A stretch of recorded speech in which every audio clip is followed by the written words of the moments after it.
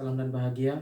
Perkenalkan, nama lengkap saya Octavianus Rogasian Deden, NIM 2019-00837. Di sini saya membuat video untuk memenuhi ujian tengah semester perilaku organisasi. Dan di sini saya membuat video untuk mereview kembali materi perilaku organisasi. Untuk topik yang pertama di sini membahas mengenai organisasi behavior atau perilaku organisasi. Jadi teman-teman, dalam perilaku organisasi itu ada yang namanya fungsi manajemen. Dalam fungsi manajemen itu ada yang namanya planning. Jadi planning di sini yaitu untuk menentukan tujuan atau arah dari perusahaan. Yang kedua di sini ada yang namanya fungsi organisasi atau pengorganisasian. Di sini serangkaian aktivitas atau pembagian tugas yang dikerjakan serta proses pengembangan struktur organisasi yang sesuai dengan tujuan dari perusahaan tersebut. Jadi pengorganisasian di sini dapat berjalan sesuai dengan apa yang dipikirkan oleh perusahaan. Yang ketiga di sini ada fungsi controlling. Di sini berfungsi untuk menilai pekerjaan yang telah dilakukan oleh seluruh karyawan yang terdapat pada perusahaan tersebut. Yang keempat di sini ada fungsi pengawasan. Fungsi pengawasan di sini sangat penting karena dia menentukan kualitas layanan atau produk yang dihasilkan perusahaan dapat berjalan dengan baik atau tidak. Yang keempat ada yang namanya fungsi leading, atau fungsi ini bertujuan untuk menempatkan sumber daya perusahaan di tempat yang sesuai dengan bidang atau keahliannya. Di sini juga di peran organisasi ada peran manajemen yang pertama interpersonal, di mana komunikasi sama dalam organisasi terkait dengan kendala dan masalah yang dihadapi organisasi.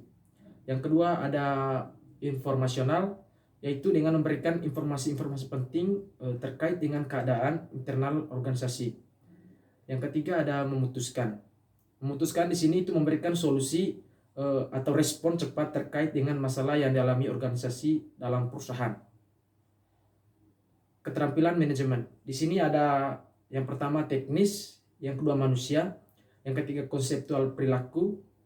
Perilaku organisasi yaitu studi menginvestasi pengaruh individu, kelompok atau struktur terhadap perilaku di dalam organisasi yang bertujuan untuk penerapan pengetahuan demi peningkatan efektivitas organisasi.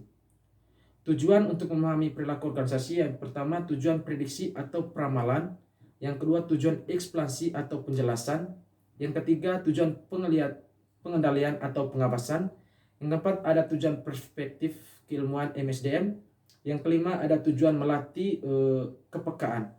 Selanjutnya topik kedua yaitu keanekaragaman dalam organisasi. Jadi perilaku organisasional di sini yaitu studi mengenai apa yang orang-orang lakukan dalam sebuah organisasi dan bagaimana perilaku mereka memenuhi kriteria organisasi. Jadi perilaku organisasi ini berpusat secara khusus pada situasi terkait pekerjaan, maka lebih menekankan perilaku dalam hubungan dengan pekerjaan, perputaran pegawai dan produktivitas kinerja manusia. Dan manajemen di sini ada manajemen tantangan dan peluang organisasi. Yang pertama merespon tekanan ekonomi, yang kedua merespon globalisasi, yang ketiga meningkatkan penugasan ke luar negeri, yang keempat bekerja dengan orang-orang yang berbeda budaya, yang kelima di sini ada mengawasi perpindahan pekerjaan ke negara dengan upah buruh yang rendah, yang keenam di sini ada beradaptasi dengan budaya yang berbeda, yang ketujuh di sini merespon tekanan ekonomi, yang kedelapan ada merespon globalisasi, yang kesembilan meningkatkan penugasan ke luar negeri, yang kesepuluh bekerja dengan orang-orang yang berbeda budaya. Baik, untuk materi yang ketiga ini ada sikap dan kepuasan kerja. Yang pertama di sini ada sikap. Jadi teman-teman, sikap itu adalah pernyataan evaluatif baik yang diinginkan atau yang tidak diinginkan. Hal tersebut mengenai objek atau peristiwa. Jadi ada tiga komponen dalam sikap. Yang pertama di sini ada kognitif, yang kedua afektif, dan yang ketiga perilaku. Untuk komponen pertama yaitu kognitif, yaitu segmen pendapat atau opini serta keyakinan dari sikap. Yang kedua di sini ada komponen afektif, yaitu segmen emosional atau perasaan dari sikap. Nah, yang ketiga di sini ada komponen perilaku. Di sini sikap adalah niat untuk berperilaku dengan cara tertentu terhadap seseorang atau sesuatu. Di sini ada sikap kerja yang utama, kepuasan kerja. Ada yang pertama merujuk ke perasaan positif tentang pekerjaan seseorang yang merupakan hasil dari sebuah evaluasi kerja. Yang kedua di sini seseorang dengan tingkat kepuasan kerja tinggi itu akan peroleh sikap yang positif terhadap pekerjaannya. Selanjutnya, seseorang yang tidak puas dengan pekerjaannya, yang menunjukkan sikap yang negatif terhadap pekerjaannya, di sini itu akan berpengaruh buruk.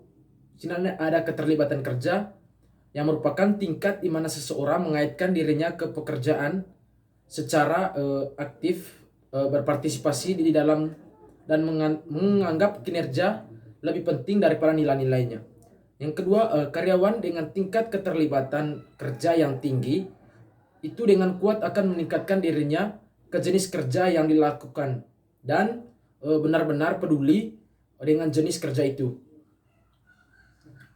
Di sini ada komitmen organisasi, yaitu tingkat di mana karyawan mengaitkan dirinya ke organisasi tertentu dan sasarannya itu berharap mempertahankan keanggotaan dalam organisasi.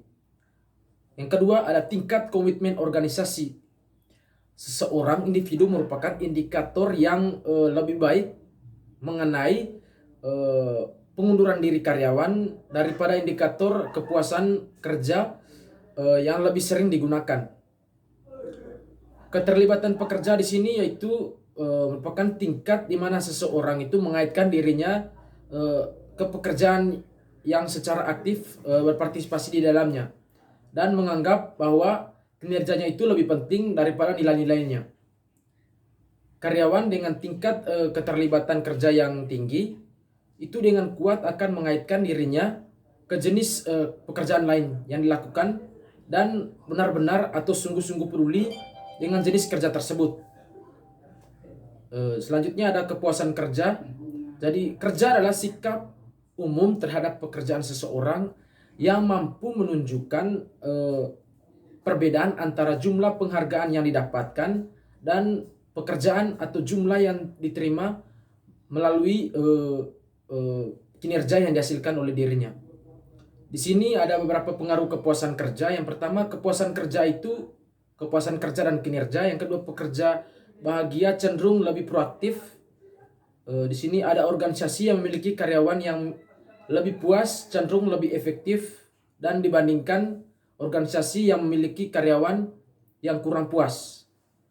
Selanjutnya ada kepuasan kerja dan OCB. Karyawan yang puas cenderung berbicara secara positif tentang organisasi dan membantu setiap individu lain dan melebati harapan normal dalam pekerjaan mereka.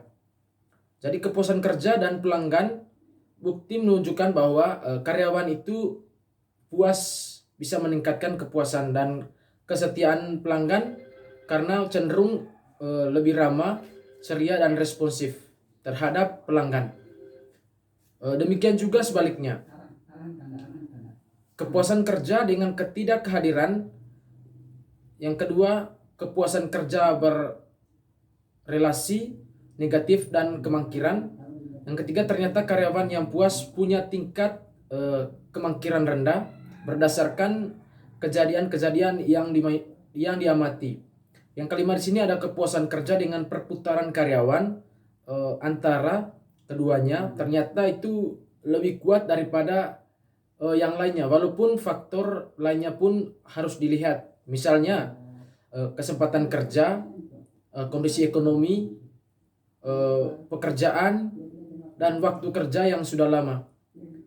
Di sini yang keenam itu ada kepuasan kerja dan perilaku menyimpang. Ketidakpuasan kerja memprediksi banyak perilaku khusus termasuk upaya pembentukan serikat pekerja, penyalahgunaan pencurian di tempat kerja. Di sini ada pergaulan yang tidak pantas dan kelambanan. Sikap dan kepuasan kerja untuk meningkatkan kepuasan kerja karyawan. Di sini yaitu dengan berfokus pada bagian-bagian intrinsik pekerjaan seperti membuat pekerjaan tersebut menjadi lebih menantang dan menarik. Demikian untuk topik yang ketiga. Selanjutnya topik keempat di sini ada emosi dan suasana hati. Pengertian emosi dan suasana hati di sini terdapat 3 istilah yang sangat erat maknanya, yaitu yang pertama ada afeksi, emosi, dan suasana hati. Di sini ada afeksi. Jadi afeksi di sini teman-teman yaitu suatu istilah umum yang mencakup kisaran yang luas dari perasaan yang dialami seseorang yang meliputi emosi dan suasana hati. Yang kedua di sini emosi. Jadi teman-teman, emosi di sini merupakan perasaan intens yang diarahkan pada seseorang atau sesuatu berkaitan dengan emosi kita. Yang ketiga di sini ada suasana hati atau mood. Merupakan perasaan yang sering muncul tanpa sebuah peristiwa. Peristiwa yang spesifik seperti stimulus. Emosi secara keseluruhan merupakan reaksi pada seseorang atau suatu peristiwa. Sebaliknya suasana hati biasanya tidak diarahkan emosi dasar. Merupakan emosi yang dapat mempelajari mengenai ekspresi wajah. Salah satu cara mengklasifikasikan emosi yaitu dengan cara bertanya apakah yang kita lakukan itu positif atau negatif. Emosi positif di sini seperti kebahagiaan atas rasa syukur, perasaan menyenangkan. Sedangkan emosi negatif seperti amarah dan rasa bersalah dan sebaliknya. Afeksi positif sendiri merupakan suatu dimensi di mana suasana hati itu atas emosi positif seperti bersemangat, kewaspadaan dan kepuasan, ketenangan dan kedamaian pada ujung yang paling rendah. Sedangkan untuk afeksi negatif merupakan suatu dimensi suasana hati yang terdiri atas kegugupan, stres dan kecemasan pada akhir tinggi dan kebosanan, depresi dan keseluruhan pada akhir rendah. Jadi di sini teman-teman, emosi itu memiliki fungsi ya. Yang pertama itu emosi membuat kita tidak rasional. Nasionalitas dan emosi saling bertolak belakang, dan jika Anda menampilkan emosi, Anda mungkin akan bertindak tidak rasional. Fungsi yang kedua dari emosi di sini yaitu emosi mampu membuat kita bersikap etis. Kebanyakan pengambilan keputusan itu yang etis didasarkan pada proses yang kognitif, urutan yang lebih tinggi. Reaksi-reaksi di sini biasanya munculkan perasaan dibandingkan kognisi mata.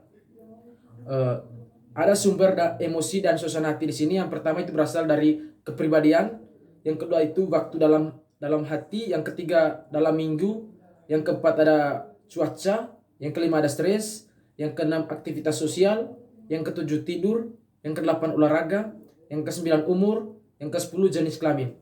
Teori peristiwa afektif, teori ini dimulai dengan mengenali bahwa emosi yaitu respon atas lingkungan, atas peristiwa yang terjadi di lingkungan kerja, mencakup semua yang mengelilingi pekerjaan itu, ragam tugas dan tingkat otonomi dan tuntutan pekerjaan serta tuntutan untuk mengekspresikan emosi pekerja.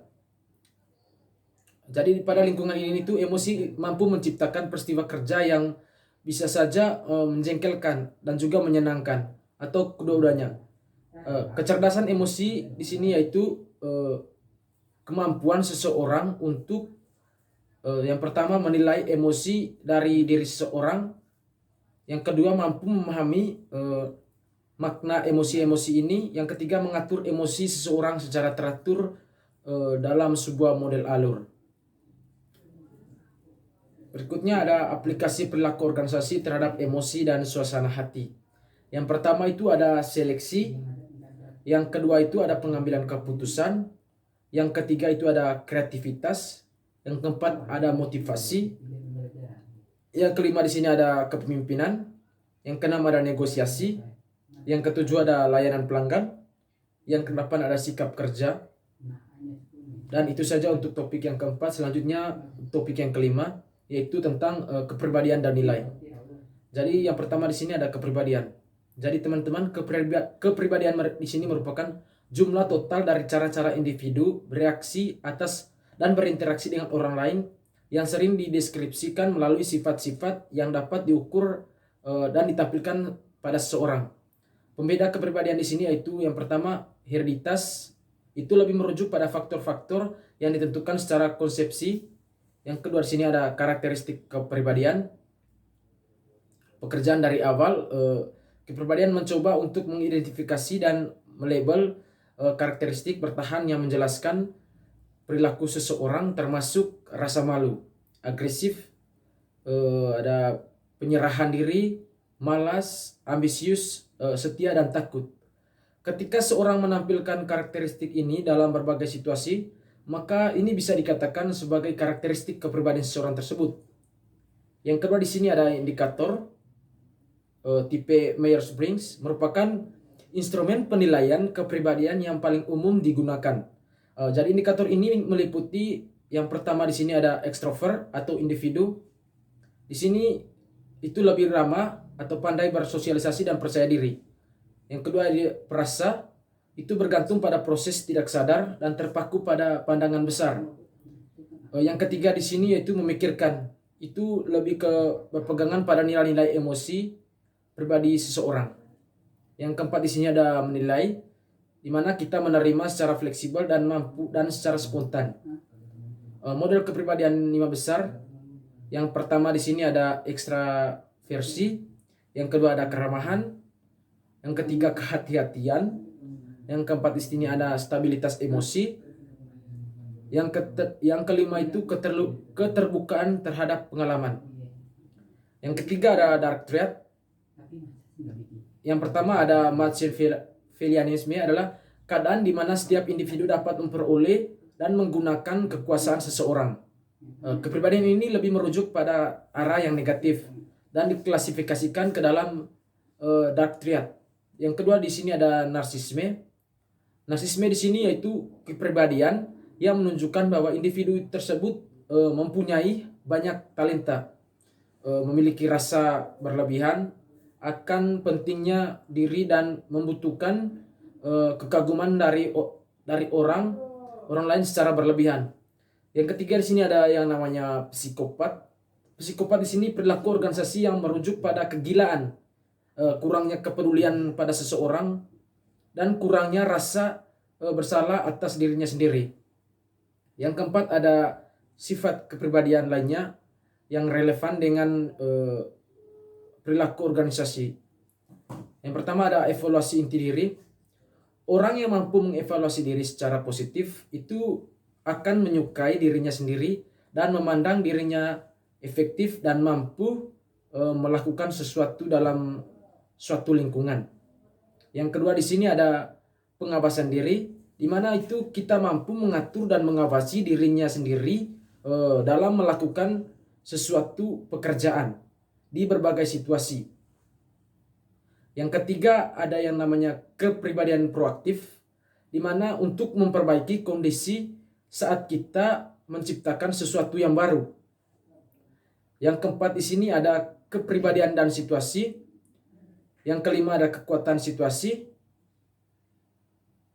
Nilai mengandung elemen penilaian karena mengandung ide-ide seseorang individu mengenai apa yang benar, baik, atau diinginkan. Yang pertama ada pentingnya nilai dan pembentukan nilai.